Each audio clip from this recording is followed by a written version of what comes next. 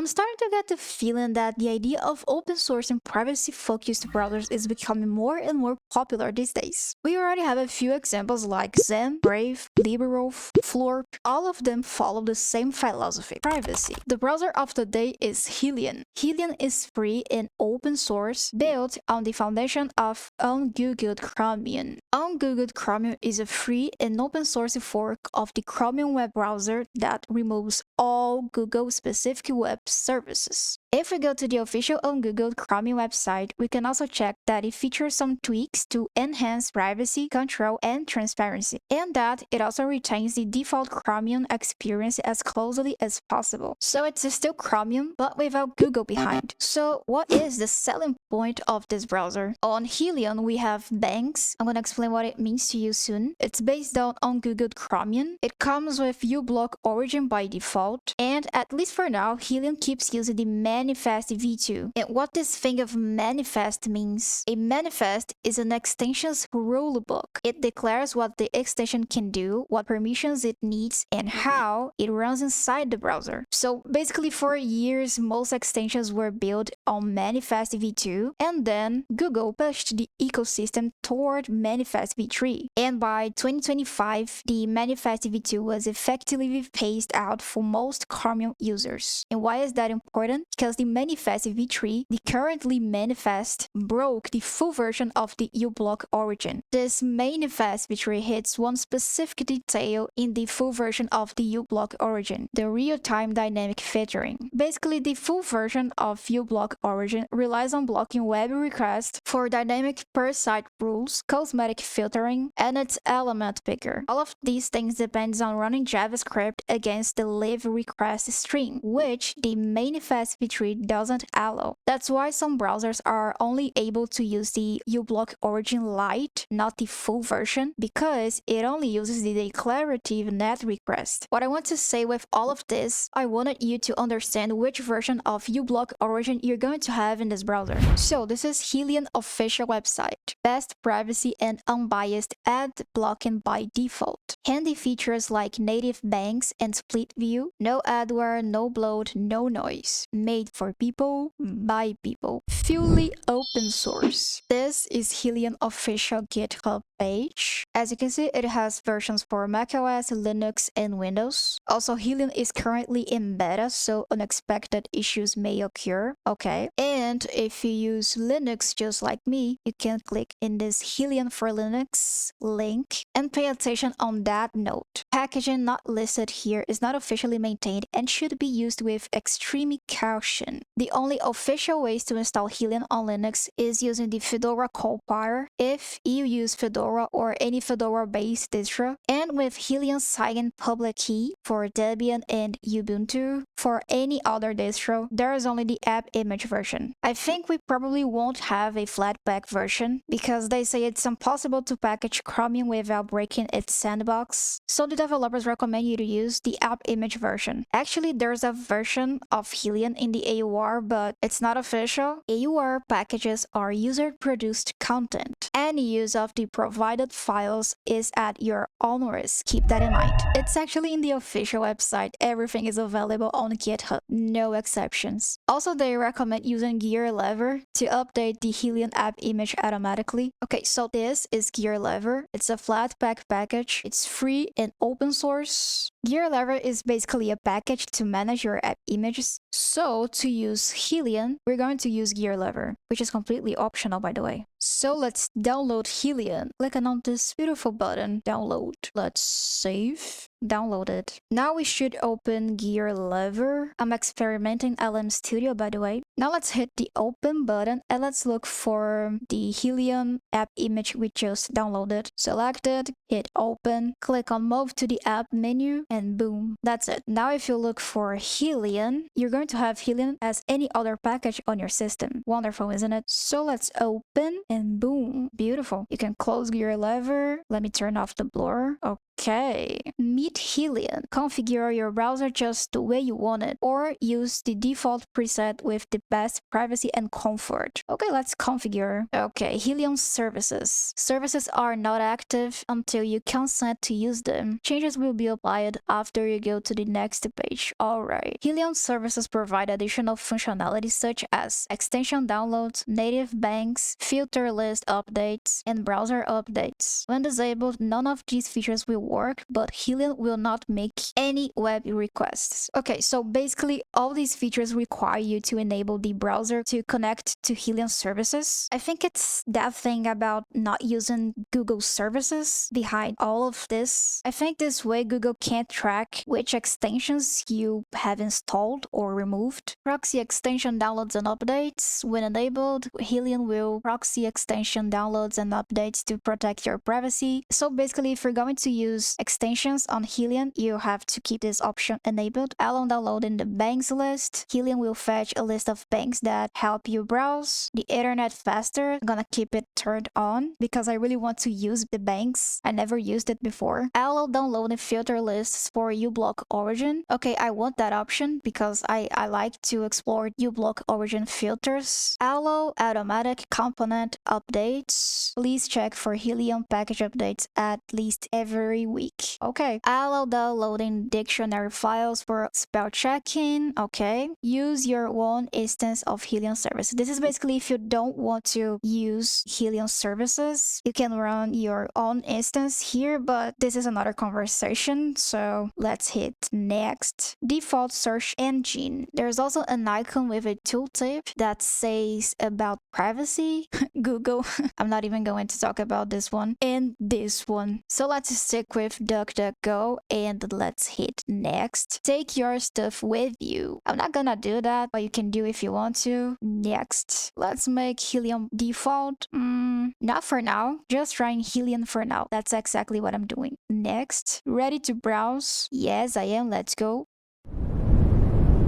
Okay, we have a search bar. This is so clean. We have a customize button and we can change the wallpaper. Okay, maybe this one. Beautiful. Maybe this one. Beautiful. Maybe this. I love it. Show shortcuts. My shortcuts. Most visited sites. Maybe my shortcuts. Toolbar. Okay, we can customize our toolbar. I want the home button. I want the split view button. I want the bookmarks button, but maybe there is a shortcut for that. I want the downloads button. I want the copy link button too. Can we organize them? Yes, we can. Can I put this one right here? I can't. Okay, because this is the extension button. I can't move it. That's fine. We can switch between dark and light mode, but of course we're going to stick with dark. Damn, I like it. It's pretty clean. Let's go to... Whoa. There are very few things here. Really clean. Let's go to settings and theme. What about theme? It's the same tab. Use classic, use GTK, use Kitty. Oh my. Did I lost my wallpaper? I did. Okay, it's fine now. Browser layout. Classic, dynamic, compact, vertical. What is dynamic? What is supposed to be dynamic? I closed the browser. Helium isn't your default browser. Don't ask me again. Okay. Dynamic. I don't see anything happening. Compact. Okay. And vertical. Of course, we're going to stick with vertical. Show vertical tabs on right side. No. Center the address bar. Yes, we want that. This way looks like Zen. Minimal address bar. What is that? Okay, I like that, but let's just stick with the traditional way. No, let's actually try the minimal address bar. Frameless mode automatically hide browser UI until you hover the window page. Oh, that is clean. So everything is accessible on hover. Beautiful. But I usually don't like it, so let's turn it off. Show a rounded frame around web contents. We want that? Yes, we want that. Show home button. Yes. We can put some URL here, but I like the new page. Show bookmarks bar. No. Side panel position. Show on right. Show on left. Okay, I don't see anything happening. Show tab preview images. Show tab memory usage. Use system title bar and borders. What is that? Okay, so I don't have my close button. Interesting. Since I'm using Hyprland, I usually close my windows with a keybind. Control S to toggle vertical tabs in vertical layout. Okay, it's like Zen actually. Privacy and security. Helium services, so you can access again that initial page setup, and I think you can actually, if you type over here Helium setup, yes, you can open again this setup page. So in case you want to turn on or turn off any of these options, you can. Security, always use secure connections, warns you for insecure public sites, okay. Search engine, default browser, on startup, open the new tab page. Now let's pick continue where you left off. I like this option. Downloads, ask you where to save each file before downloading, yes. Systems, keyboard shortcuts, close tab, Ctrl double or Ctrl F4. So let's open a CachyOS official website. And let's hit Ctrl double. Okay, it's like Zen, it's the same shortcut. Copy URL, it's Ctrl Shift C, link copied. And extensions, we have uBlock origin. How can we actually use the split view? Let's open the CachyOS website and the Arch Linux official website. Maybe we can select both and, oh, we can hibernate then. Nice. Pin, so we can pin tabs here, but I want to use the split view. Let's look for shortcuts, keyboard shortcuts, new split tab, Alt Shift N. Okay, choose a tab to add to split view. Okay, we can resize them, but what about changing the positions? What if I want to like split these two? Alt Shift N. On Zen we have something like we can select two tabs and we can right click and there is an option to open these two tabs on split view mode, but I don't see it here. And I still don't know how can I switch the position. There is any button for that and I don't see a shortcut for that. If you know something about it, teach me in the comments.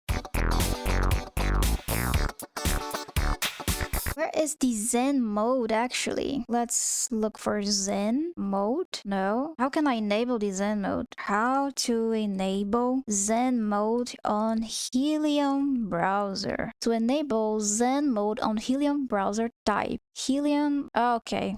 Let's use a shortcut to open new tab. Maybe Ctrl T. Yes. Okay, Helium Flex. Why can't I find it? Okay, maybe I'm just too dumb because the Zen mode was here all the time in the appearance and behavior tab, and looks like the Zen mode is now called frameless mode, and we already saw that. I turned on this option having no idea it was actually the Zen mode, even though I saw with my own eyes. So I think that's it. The Zen mode, which was experimental, now is called frameless mode, which is not experimental anymore, apparently. So this is the Zen mode. I'm actually enjoying to use this way. Can we resize? Yes. Okay, we can. First size, second size, and you can resize whatever you want to. Oh, I like this one. It's really minimal. But let's keep with this one for now. Now we finally should test the bangs. Okay, so I actually don't want icons here, so no shortcuts. So bangs are basically a shortcut system within the URL bar. This is a cool feature because it takes you straight to what you are looking for without the need to navigate to the site first. Did you get it? Helium contains a cached list with more than 10,000 bangs. So that's a lot. Let's take a look on this list. We have a few ones here. DuckDuckGo, Google Images, GitHub. Okay, let's test on YouTube. Also, if you want to check this bangs list, you can just go to helium.computer/bangs. We have a lot here. You have a bang to go to some specific video, maybe, to some specific YouTube channel, and just to go to the YouTube search. Let's test this one. YouTube. Okay. Low stoic. Wonderful. So let's say you want to look for some topic like, I don't know, Brave Origin. Brave Origin. Amazing. Wow, I really like bangs now. Let's test GitHub. Git Helium. Interesting. On Helium, we also have web app support. so we can use websites as desktop applications. I'm seeing this tiny button saying install YouTube, install app. Let's install. It's working.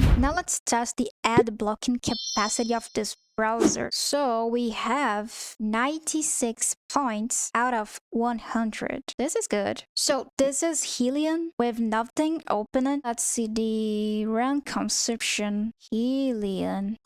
Okay, I'll just put the sum of all this in the video edit, but this is Helium consumption, considering I'm running the app image version. So, limitations and missing features on Helium. You have no DRM support, so Helium can't play protected media from services like Spotify, Netflix, or Prime Video. At least for now in this beta phase, there is a lack of sync. Helium currently has no browser syncing, unlike Firefox. You can use your Mozilla account and have your bookmarks and tabs and history and all of this stuff on your computer and on your phone and any other device that you can log in with your Mozilla account. And unlike Brave, which uses proprietary synchronization, like on Brave we have this thing called sync chain, so we can start a new sync chain and you can choose between phone, tablet, or another computer, and just have to pick your phone, scan this QR code, and boom, that's it. Or you can hit here and view your sync code. So here on Helium we don't have something like Firefox, and we also don't have something like Brave, and we also don't have a mobile app, at least for now. So is Helium browser worth it? Well, I think there is a few points that maybe you want to consider. The first one is if you don't want to use Brave or Brave Origin because it's Brave, due to Brave's corporation, you can give it a try. If you don't want to, or if you don't need to save your bookmarks or your tabs across your devices, or just,